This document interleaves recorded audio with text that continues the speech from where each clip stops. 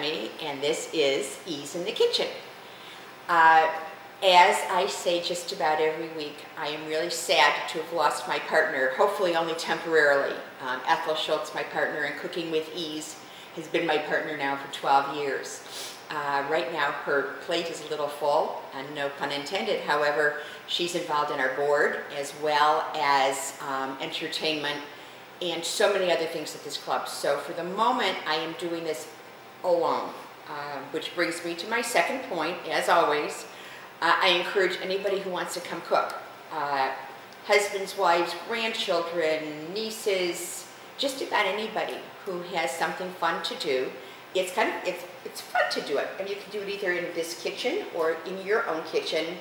And feel free to call me or check in at the POA office and let them know that you have an interest. So that's number one. Number two, this whole show started 12 years ago as we were trying to accumulate recipes for a cookbook that finally came to fruition in 2006. And that is our Frenchman's Kiss. If you're an old member, I'm sure you have a copy. If you're a newer member, too bad, we're all out of them. But you get to be part of the next one. It will be bigger, it will be better, it will be 2017. Actually, 2018 is when we're going to produce it. But we need to get started now. There are many ways to accumulate recipes. You may have old ones, you may have new ones, you may have changed the way you eat and you're loving one in particular. You may not have any interest at all, but you may have a daughter, daughter-in-law, son-in-law, grandchild, friend who has a really great recipe. Feel free to share it. We have sheets in the POA office. They look like this. You've probably seen them a million times and have not bothered to look at them, perhaps. But we ask you now to do that. More important than accumulating recipes, which of course all of us can do, this will be something that belongs to us. And it will be something that when we look at it, we'll know that we have made a contribution to Scripps, to cancer research for women, or women's cancer research event that we have yearly. And it would make you feel really good. I know that it did last time, and I'm sure it will again. So with that, let's get started. I've been trying to do different kinds of food, somewhat healthy, simple, the kinds of things you might actually make if you were considering eating at home. Today, it's more lunch or hors d'oeuvres than it is a real meal, although I started with the idea of the easiest thing in the whole world, and that's where we're going to start. Parmesan crisps, and they are merely mounds of Parmesan cheese that you melt, and you can keep them in your refrigerator for quite some time, although you want to serve them at room temperature or warm. And they can be used either as an appetizer or on a salad, or you'll see other ways. But this is really, really, really simple. Let me find first what I did with my Parmesan cheese, which is really an important part of this. Hold on. Okay, here we are. Okay, I like using a round spoon because it just makes it easier for me. So move this over so we can get a glimpse of it, and it's really nothing, totally nothing. I'm going to fill a little cheese and put it in there, and I'm just going to make sure, okay, I'm going to put them about 2 inches apart, these little mounds of cheese. I mean, I know this is ridiculous, but it actually is impressive and really tasty. I mean, unfortunately, the other day I made it, and Mark thought they weren't a big deal. I think he ate 6 of them. So they're really kind of fun. And this is it. I'm telling you, seriously. I'll make it look a little neater in a minute, but this is basically it. And you can make as many as you want as long as you leave space for them to melt. You need to have a very preheated oven. It must be 400 degrees because you want them to melt intact as quickly as possible. You can. There are other recipes that I found that add a little bit of flour to it. I don't know why you would do that. I mean, these are just so pure and delicious. But you might want to add a little seasoning to it. So I'm just going to, for fun, pour a little pepper in it because it kind of looks cute. You'll see when they come out. They're kind of fun looking with the pepper on them. So that's it. We're going to do that. Again, depending on your oven, you may want to put them in for longer, but about 6 minutes. So we're going to throw this in, and I'm going to set the timer for 6 minutes, and we'll see how they look at that point. Okay. Now we're going to get started with an Israeli salad. I'm not sure why it's an Israeli salad. The idea is they're just tiny, chopped, beautiful ingredients. And a typical Israeli salad has in it cucumber, tomato. A lot of times people put fresh onion in it. We don't eat fresh onion, so I'm not putting it in my salad. Parsley, you can put in, and lemon juice, and a little olive oil. That's it. So I will practice my cutting skills for a minute. The idea, obviously, is that it's very small, okay? So we want to just make really skinny slits in our tomato. Okay. And we're not going to make a huge one because it's just for dinner tonight. So how's that? So when you do that, big red tomatoes are great if you can find them. Okay, and we're going to cut really, really small slices in both directions. So here we go. And then we're going to take it and slice it the other direction now. Make sure you don't slice your fingers.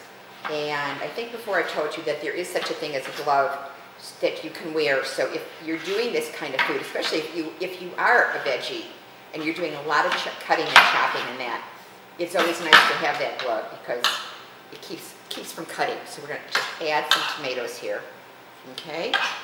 And go. And now we're going to do the same thing with a piece of cucumber. We're obviously going to cut off our ends. It's easier to cut them in half because they're pretty bulky otherwise.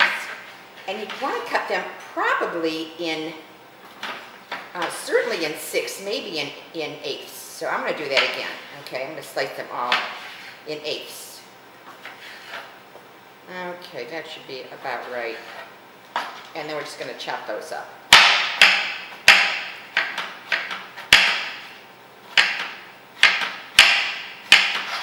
Okay, add that to it. There we go. And again, as much or as little, obviously, as you need. This is a great sandwich also, and you'll see to do it, to throw this in, it's always quite delicious. Then we're going to put a little parsley in it because that somehow is fresh and delicious too. Okay, so that's basically the basics of Israeli salad. The only other thing we need to do is add lemon juice. Okay, so we're going to squeeze a lemon into it. And it's a good idea to take the seeds out of your lemon first. I neglected to take one out, so I'm going to do that right this second. Here we go. The rest of them were out. Okay? And then a little bit of olive oil, just a smidgen. And again, salt and pepper, always. A little bit, pinch of salt, sea salt preferred, and pepper. And there's our Israeli salad. A mini one, but conceptually, you know. When I thought about doing an Israeli salad, I always think of hummus. And of course, you can buy hummus at the grocery store, and it is really, really good. This weekend, we were visiting my cousin, and she was talking about our Israeli cousin and how her favorite thing is Hedva's hummus. So I said, well, what's so good about her hummus? And she said, well, it's because she makes it. So I thought, how easy is this? So we're going to make really simple, and you can keep it in the house, and there's nothing to it. It helps a lot. I'm not actually sure if you can make it without a food processor, but with the food processor, it's a no-brainer.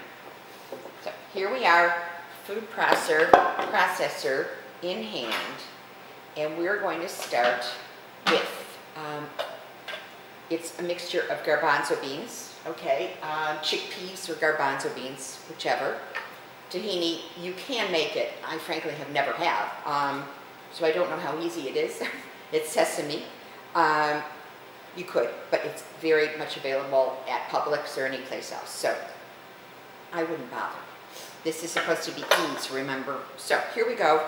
we're going to first, if I can find it, take the tahini, which I have in here, and we need 1/4 of a cup, and it needs to be very, very well mixed. So I'm going to eyeball it and put in, you know, I'd say that's a good 1/4 of a cup, okay? And we're going to put in 1/4 of a cup of lemon juice, or 1 large lemon. I may, because I stole it a few minutes ago, I may add a little bit of a squeeze. You also can use real lemon at the grocery store. That's perfectly fine. This has never been opened, so I'll continue to use regular lemons. How's that? And that should be enough. And again, remember to seed your lemons before you do it. Otherwise, yeah, be a little thicker, I guess. No big deal. Seeds are okay too. So here we go. And I think that should be close to 1/4 of a cup. All right. And if I can find the top of my processor, which is interesting, bear with me. I keep it in a cupboard. Here we go. So we're just going to process this for a moment. It's suggested that you do it for a while, about 2 minutes first, because of it gets to be a really better consistency if you do your tahini for about a minute or 2 first. I'm going to turn this off. They're not quite ready. Okay. 200. Okay. As long as I'm taking a break. Lemon juice. Okay. Okay. All right. To this, I'm going to add a little bit of garlic. Again, depending on your tastes, I'm not a big garlic person, so we're going to use just a teeny bit, but if you choose to use a lot, go for it, you know, but just a dab is okay. And again, a little bit of salt. And now we're going to start to add our chickpeas, okay? And those need to have been rinsed, okay? So I'm going to put in half of them first, and then we'll let them blend, and then we'll add the other half. So we'll stick those in there.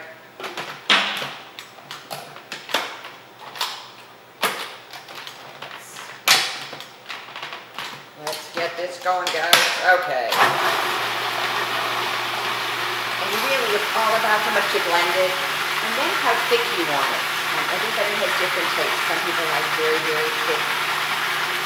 The other thing we know, based on sabra, we can add olives to it, we can add more lemon to it, we can add peppers to it, we can add just about anything to it. Your choice, but it's homemade. Okay, now let's add the rest of them. Well, it looks pretty good. Okay. I may end up adding more tahini to it, because that's my favorite part. Okay, here we go.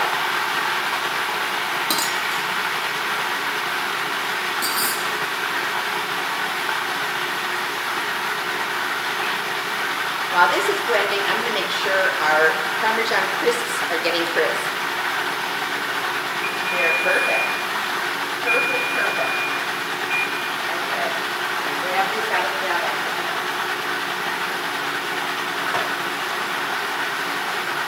Voila! Okay, here's our Parmesan crisps.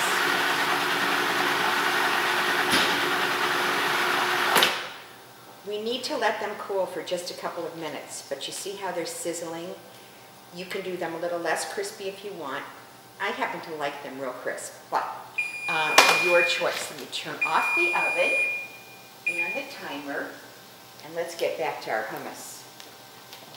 This should be about it. So let's see how it looks. Looks right. Looks right. So here we are.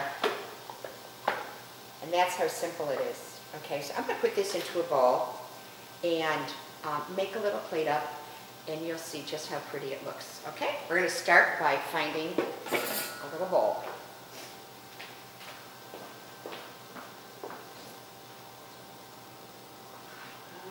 Okay. Salad. Okay, got salad.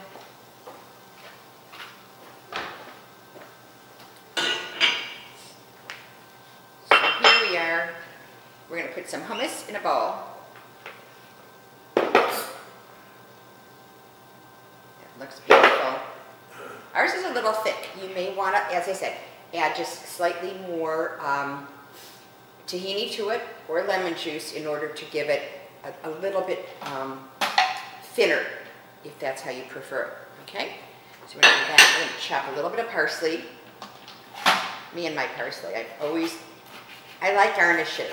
I use swigs of rosemary, I use swigs of, stalks of thyme, a number of different things, but all of them seem to make things look a little bit prettier. So we're going to put our Israeli salad. We're going to put out our hummus, and let's see if they're ready to come off the cookie sheet yet. Let's see. Yes, they are, but just barely, so we're going to let them cool. But, as always, I did make an extra batch, and I want to show you those, because here you can use the crisps, not only in a salad, which we'll do, we'll put a couple of those in here, and people can eat them instead of like bread or crackers. They're really terrific. They're also really good just as an appetizer. Whatever you would put with cheese. You can put slice anything little on there, whether it's sliced tomatoes or chopped tapenade is another really good idea. And they are so simple, and as I said, once you've made them, you saw, all I did was literally throw heaps into the oven at 400 degrees for 6 minutes. Actually, I did 7. You'll find that this is just really simple stuff that you can do, that you can keep, that you can have, and give you a chance to eat at home every once in a while. So I thank you for watching, and have a really great day.